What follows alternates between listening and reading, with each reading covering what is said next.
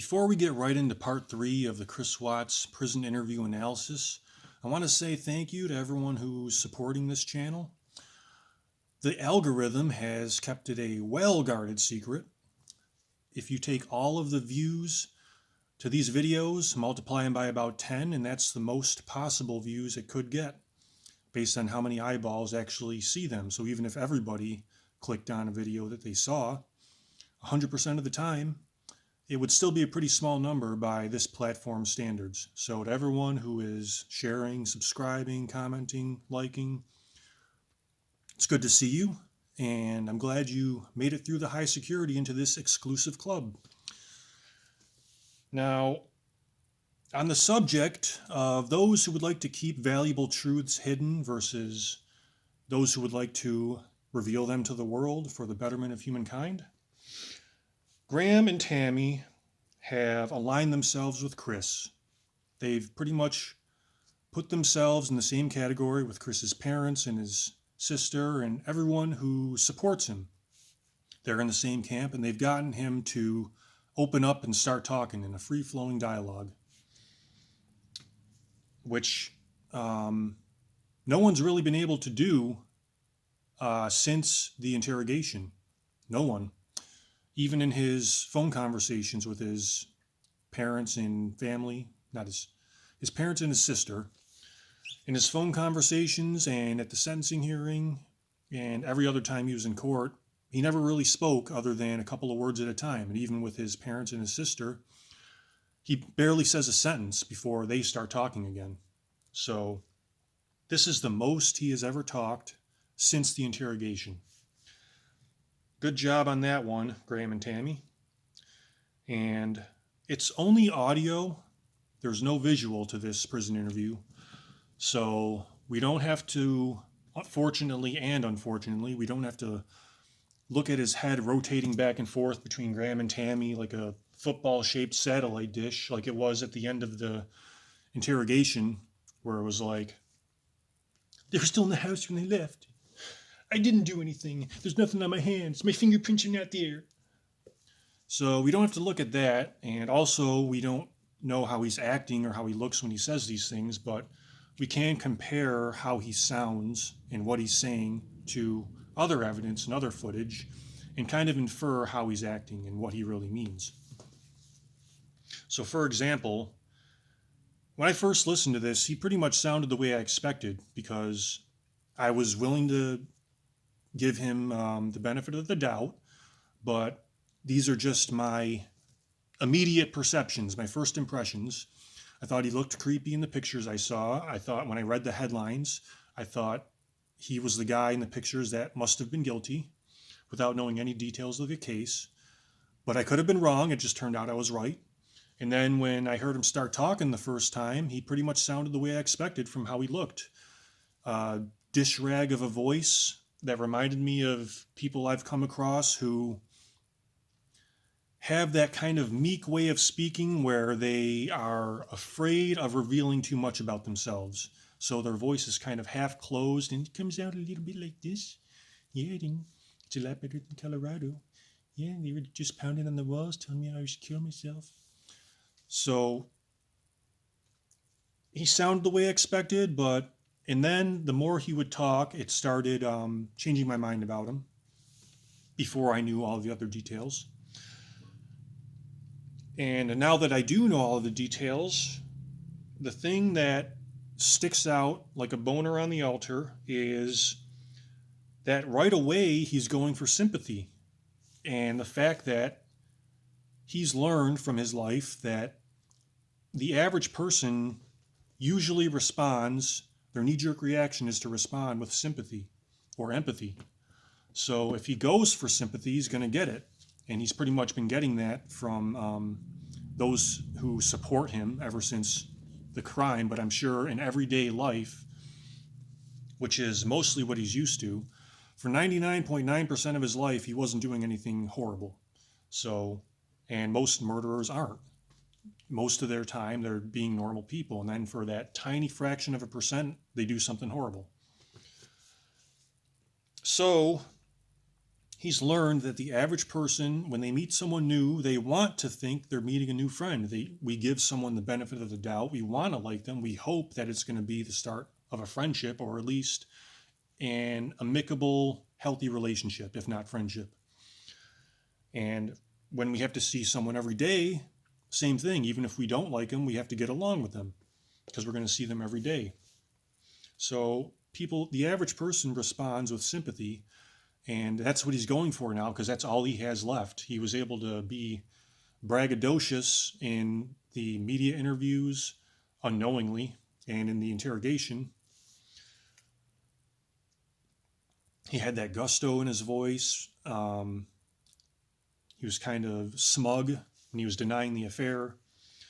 But now he can't do any of that. All that's gone since he has been found guilty and admitted to the crime that all the evidence says he committed. So now all he has left is to go for sympathy and make people feel sorry for him so they won't judge him as harshly as he deserves to be judged. So he starts talking about how bad his time was in the Colorado prison. Like I said, the quotes, and I hate to give him credit, but I got to stay consistent. It's important when we view these people, as tempting as it can be, to just completely trash them and say nothing but negative things about them, which is what they deserve for their bad behavior. It's also important for the rest of us to actually see the big picture and not only focus on the horrible thing, because you got to remember, like I said, hundreds of people met this guy and no one ever guessed he would do what he did. So think of 100 people in your life and picture one of them one day doing something like this. You give everyone the benefit of the doubt, and you want to like them, you want to be friends with them. And what Chris does is he plays on that. He plays on that. On the other end of going for sympathy, he also reads the room. He, as clueless as he seems to be about how he comes off to people, he does do a good job of reading the room and like paying attention to people's responses.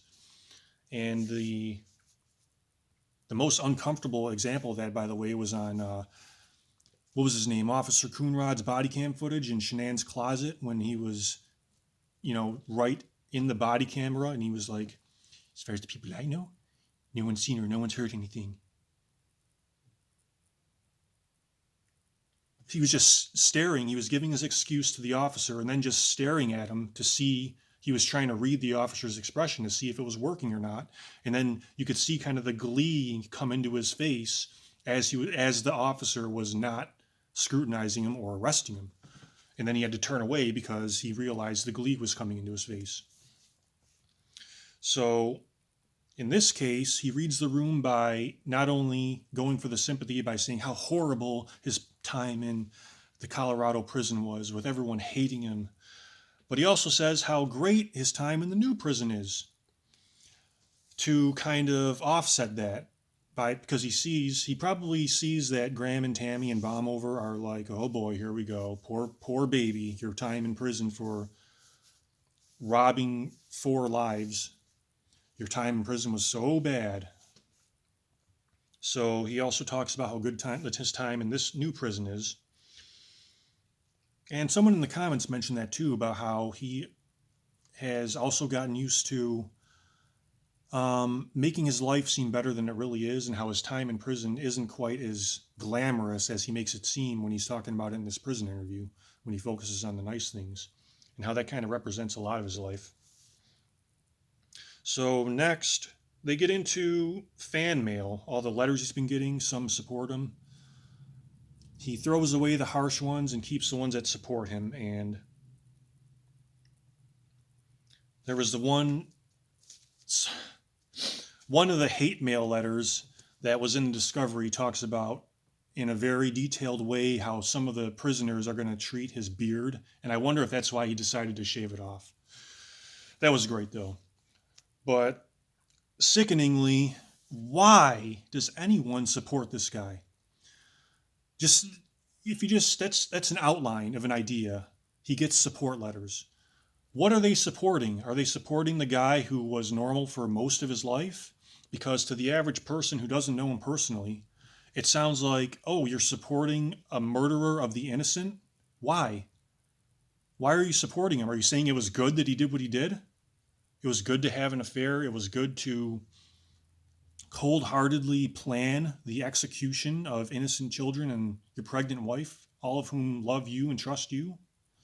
Why would you support that? Well, he somehow has gotten a new girlfriend.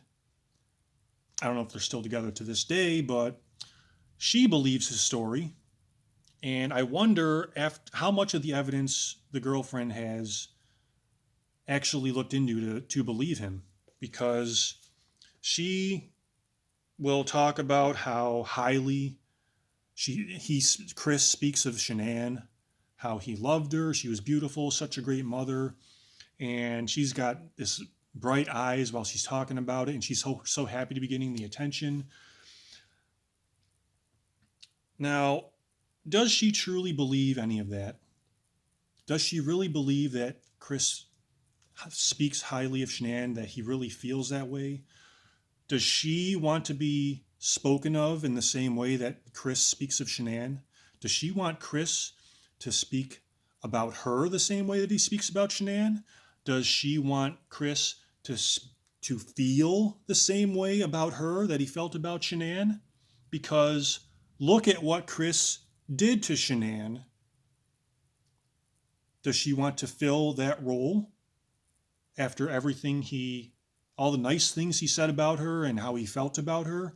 Does she want to fill that role? Because look what he can do to a person who he speaks and thinks so highly of. Isn't that ever going through her mind? Or is it just serving an ulterior motive? It just comes off as deluded that these people are purposely ignoring a big chunk of who the person is to serve a separate purpose, to fill some kind of emptiness in their life. Because when you think about it, they have time to write this letter to him in prison. They have time to look in the case. And what they're choosing to do with that time is say, I'm thinking about you all the time. I support you. Please write back to me. I want to be your friend. You're so handsome. I love you. You're a good person. I know it. Knowing what he did. Now, if they have that chunk of time, there's no animal shelters where these people live. There's no soup kitchens. There's no orphanages. There's no hungry children to donate food boxes. You know what I'm going for here, don't you? There's nothing righteous and justifiable to do with your time if you're just bored. Oh, it has to be a murderer of innocent people. I have to support a murderer. That's going to get a real big reaction from people if I tell them I'm supporting a murderer of innocent people who's spending the rest of his life in jail. Oh, feeding hungry kids, giving clothes to homeless people, adopting animals who are going to get put down because they're in a shelter. That's boring. I don't want to do that. That's boring. That's too much work. But oh, I'm going to get such a good reaction from people, and they're going to look at me longer if I tell them I'm writing and talking to a murderer. I mean, that's pretty much it. This brilliant psychologist from the mid-90s, I forgot the name, but if you are watching this and want to take credit, go ahead. She said, if you say something is boring, it means you're boring because you can't think of anything constructive to do with your time. If you're choosing to do something with your time that's negative, such as supporting a murderer, it's because you're boring and you can't think of a better thing to do with it. If you say something's boring, you're boring. And causing trouble and going against socially acceptable behavior just to make things exciting means you're also an idiot. I'm sorry. It's just the way it is. And by the way, that psychologist who said it on the TV to support her book back in the 90s probably wasn't the first person to ever say it or even think it. People have probably been thinking that for thousands of years. But next we get into the affair. And despite what Graham said about how Chris is unique in that regard, he just fits right into the mold of every other adulterer. He downplays the affair. He says the word just about 2 or 3 times in every sentence. In like, yeah, she just started working there in the spring, and I just had to go to her to talk to her about getting new equipment for the broken equipment. And we just started messaging each other after that. And we just started texting after that. And we just started talking to each other more after that. And we just started meeting up after that. And I just started going to her house every day after that. And we just started having a relationship after that. And just, like it's nothing. Like it just happened. It didn't just anything. It takes a lot of little decisions to start an affair. You have to decide to start talking to them after you're aware of them. You have to decide to make those conversations more personal. You have to decide to meet in a more private setting. You have to decide to get physical. It takes every one of those little decisions. You can decide to go further from the affair, and yet you are deciding to go towards the affair. It doesn't just happen, despite what any adulterer says. It takes many small decisions, and every single one of them, if you end up having an affair, you decided to go towards that affair many, many times before it actually happened. And it's much more subtle than the way I just simplified it, but still, if you look at it honestly, you see that's the truth. So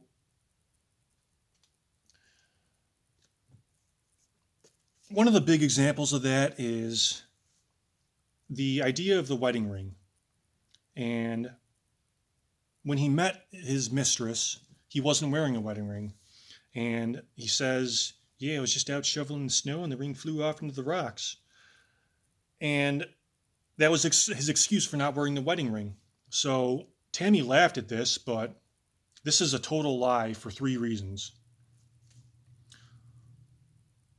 One, how does a ring fall off when you're gripping a shovel? Your hand is like this. How does a ring come off when you're gripping a shovel?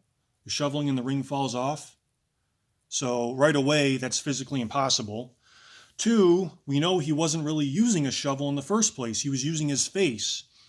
Shoveling the snow, shoveling the snow, shoveling the snow all day.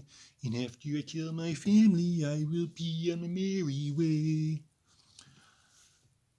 And reason number 3, it's real easy to just make up that lie that your ring came off and that's why you don't wear it anymore. And Graham, in a friendly way, scrutinizes that. He could say, Chris, that's physically impossible and it would never happen and you're lying to us, so start telling the truth now. But instead he says that great line of, you lost so much weight that your finger lost weight? And Chris just kind of says, yeah, and they let him get away with it. So,